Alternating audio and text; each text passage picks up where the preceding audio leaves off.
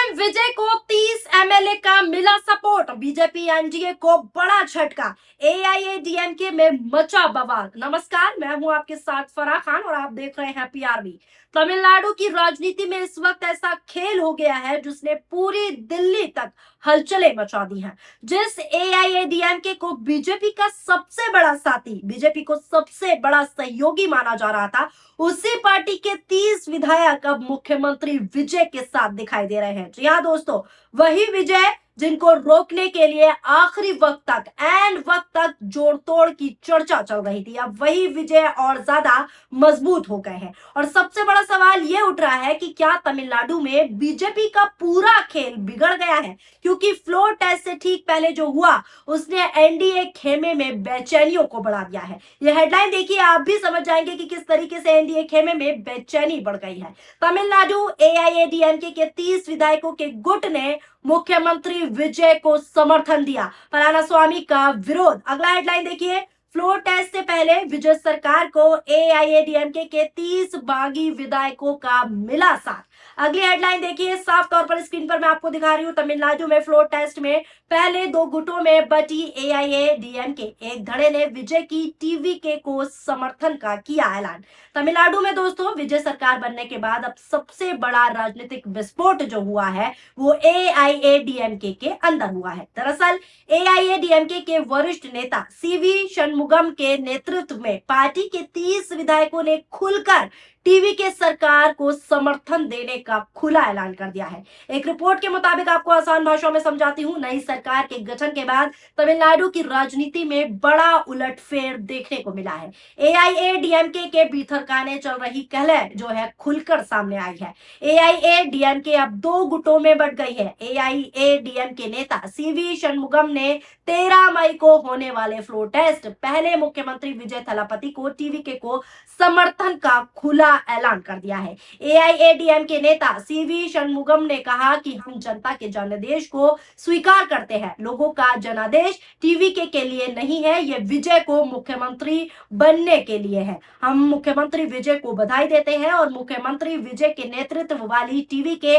सरकार को अपना समर्थन देते हैं। यानी खुला समर्थन मिल चुका है। इसके बाद तमिलनाडु की राजनीति में नया समीकरण जो है दोस्तों बनता हुआ दिखाई दे रहा है। सबसे बड़ी बात क्या है यहाँ, वो भी बता देती हूँ। सबसे बड़ी बात यह है कि मुख्यमंत्री विजय को पहले ही कांग्रेस, वामदल, वीसीके और मुस्लिम लीग का समर्थन मिला हुआ है। टीवीके के पास खुद 107 सीटें हैं। टीवीके विधानसभा चुनाव में 107 सीटों के साथ अपनी बड़ी पार्टी बनकर उभरी थी, लेकिन बहुमत के आंकड़ों से 10 सीटें कम रह गई। विजय ने जो है 2 विधानसभा सीटों से जीत हासिल की थी, इसीलिए उनके पास 108 हुई हैं, जो टोटल सीटें हुई हैं। उन्हें एक सीट खाली करनी होगी, इसीलिए जो आंकड़ा है टीवीके का वो 107 हो गया है। टीवीके के सहयोगी दल में कांग्रेस की 5 सीटें हैं, वामपंथी दलों की 4 सीटें हैं, वीसीके और मुस्लिम लीग का भी समर्थन है। और अब जो बड़ी खबर है, वो बड़ी खबर यह है कि एआईएडीएमके के 30 विधायक भी विजय के साथ आ गए हैं। यानी जो सरकार पहले बहुमत के लिए संघर्ष कर रही थी, अब वही सरकार बेहद मजबूत नजर आ रही है, बेहद मजबूती के साथ आ गई है। और यही वजह है कि इसे बीजेपी और एनडीए के लिए बड़ा झटका माना जा रहा है, क्योंकि एआईएडीएमके लंबे समय से बीजेपी की सहयोगी पार्टी मानी जाती रही है, लेकिन अब बड़ा ऐलान हो चुका है। चुनाव में भी दोनों दल साथ दिखाई दिए थे, लेकिन अब उसी गठबंधन के भीतर जो है बगावत शुरू हो गई है।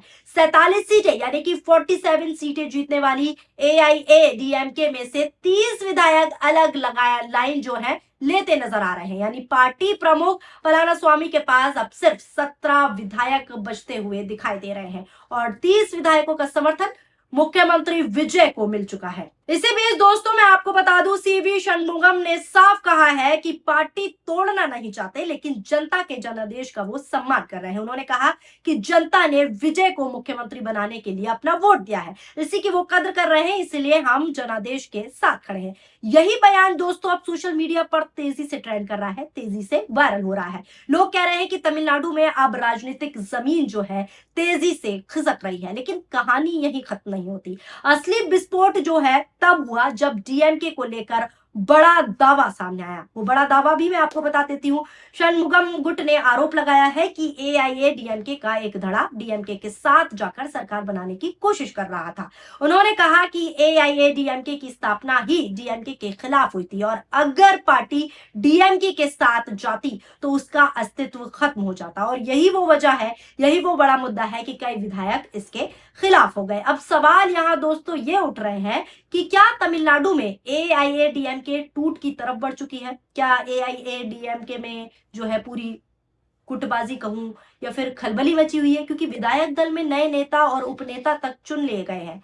एसपी वेलुमणि को विधायक दल का नेता और जी हरि को उपनेता घोषित कर दिया गया है। यानी बगावत सिर्फ बयान तक सीमित नहीं रही, बल्कि संगठनात्मक रूप से भी वो है रूप लेने लगी है। उधर मुख्यमंत्री विजय की तरफ से अभी तक बेहद संतुलित रणनीति दिखाई दे रही है। साफ सुथरी रणनीति बना रहे हैं विजय लगातार यही संदेश दे रहे हैं, यही बयान दे रहे हैं कि उनकी राजनीति बदलेगी नहीं, बल्कि नए तमिलनाडु की राजनीति होगी।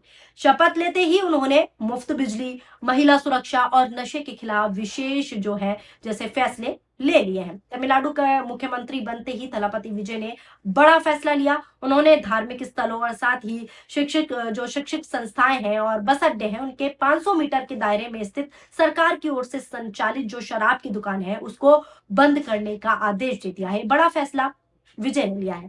सरकारी आदेश में कहा गया है कि इसका पालन अगले 2 हफ्तों के अंदर होना चाहिए। तमिलनाडु में दोस्तों शराब की दुकानों को लेकर अक्सर चर्चा होती रहती है, हर चुनाव में यह मुद्दा उठता है। वहां की जनता काफी दिनों से मांग कर रही है कि स्कूल, कॉलेजों और धार्मिक स्थल जो है उसके आसपास जो शराब की दुकानें स्थित है उसको बंद कर दिया जाए। लेकिन इनसे होने वाली कमाई को लेकर जो जितनी भी सरकारें रही हैं पहले, इस सब पर कदम नहीं उठा पाती। हालांकि हर पार्टी, चाहे वो डीएमके हो या एआईएडीएमके हो, सबने तमिलनाडु में शराबबंदी का वादा किया अपने चुनावी घोषणा पत्र में, चुनावी रैलियों में भी यह मुद्दा उठा, लेकिन इस पर कोई भी पार्टी ठोस जो कदम है नहीं उठा पाई है अब तक। लेकिन अब टीवीके ने, विजय ने सीएम बनते ही ये बड़ा फैसला कर दिया, जिससे जनता में काफी खुशी दिख रही है और ये बड़ा फैसला है तमिलनाडु के लिए। और अब जब दूसरी पार्टियों के विधायक भी समर्थन देने लगे तो विजय का कद और तेजी से बढ़ता हुआ दिखाई दे रहा है और विजय हर जगह छाए हुए हैं। दिलचस्प बात दोस्तों ये भी है कि सोशल मीडिया पर अब बीजेपी को लेकर लगातार तंज कसे जा रहे हैं। लोग लिख रहे हैं कि जिस तमिलनाडु में बीजेपी सिर्फ 1 सीट जीत पाई, वहां अब उसका सबसे बड़ा सहयोगी दल भी बिलखता हुआ, बिखरता हुआ दिखाई दे रहा है। यानी 2 गुट हो चुके हैं उसके सहयोगियों में भी। कुछ यूजर्स कह रहे हैं कि विजय की राजनीति और रणनीति ने डीएमके और एआईएडीएमके दोनों के पारंपरिक वोट जो है उसमें सेंध लगा दी है और इसी बीच एनडीए खेमे में बेचैनी की चर्चाएं भी तेज हो गई हैं। फ्लोर टेस्ट से पहले जिस तरह दोस्तों मैंने आपको बताया 30 विधायक टीवीके के समर्थन में आए हैं, उससे साफ संकेत मिल रहा है, साफ है, रास्ता क्लियर है कि विजय सरकार गिराने या स्थिरता करने की कोशिश फिलहाल कमजोर पड़ती दिखाई नहीं दे रही है, पूरी मजबूती में है विजय। यही वजह है कि तमिलनाडु की राजनीति में अब विजय सबसे मजबूत चेहरे के तौर पर उभर रहे हैं और हर जगह विजय ही छाए हुए हैं। राजनीतिक एक्सपर्ट्स का कहना है कि यह सिर्फ सरकार बचाने का मामला नहीं है, बल्कि तमिलनाडु की पूरी राजनीति बदलने का बड़ा संकेत है। दशकों तक डीएमके और एआईएडीएमके के बीच घूमने वाली राजनीति अब तीसरे चेहरे यानी कि विजय के इर्द गिर्द घूमती दिखाई दे रही है। विजय एक नया चेहरा, अब विजय ही विजय चल रहे हैं और सबसे बड़ा संदेश यही है कि जनता नए विकल्प को मौका देने के पूरे मूड में है। अब सबकी नजर विधानसभा फ्लोर टेस्ट पर टिकी हुई है। अगर फ्लोर टेस्ट में विजय आसानी से बहुमत साबित कर देते हैं तो ये सिर्फ एक सरकार की जीत नहीं होगी, बल्कि तमिलनाडु की राजनीति में एक नए युग की शुरुआत मानी जाएगी। क्योंकि जिस सरकार को लेकर लगातार कहा जा रहा था कि वो बहुमत जुटाने में जो है संघर्ष करेगी, वही सरकार अब लगातार मजबूत होती दिखाई दे रही है, पूरी मजबूती के साथ खड़ी है। तमिलनाडु में सत्ता परिवर्तन के बाद अब असली राजनीति जो है भूकंप शुरू होता दिखाई दे रहा है और यहीं से शुरू होगा। मुख्यमंत्री विजय के समर्थन में 30 विधायक आना सिर्फ संख्या का खेल नहीं है, बल्कि ये बड़ा राजनीतिक संदेश है। बीजेपी और बात करो एनडीए की, तो बीजेपी और एनडीए के लिए इसे बड़ा झटका माना जा रहा है क्योंकि सहयोगी दल के भीतर ही बगावत की आवाज उठने लगी है। दूसरी तरफ विजय जो है लगातार मजबूत हो रहे हैं और मजबूती के साथ खड़े हैं। और अब सबसे बड़ा सवाल यही है कि क्या तमिलनाडु की राजनीति में पुराना दौर जो बरसों से चला आ रहा था वो खत्म होकर नया अध्याय शुरू हो चुका है? आपको क्या लगता है कि क्या वाकई नया अध्याय शुरू हो गया है। जिस तरीके से विजय ने बयान दिया था this is a new beginning, तो क्या न्यू बिगनिंग तमिलनाडु की धरती पे शुरू हो गई है? आपके इस खबर को लेकर क्या राय है? नीचे कमेंट बॉक्स में अपनी प्रतिक्रियाएं जरूर दीजिएगा। वीडियो पसंद आई हो तो वीडियो को लाइक कीजिए और हमारे चैनल पीआरबी को सब्सक्राइब करना ना भूलिए। शुक्रिया, धन्यवाद, नमस्कार, जय हिंद, जय भारत।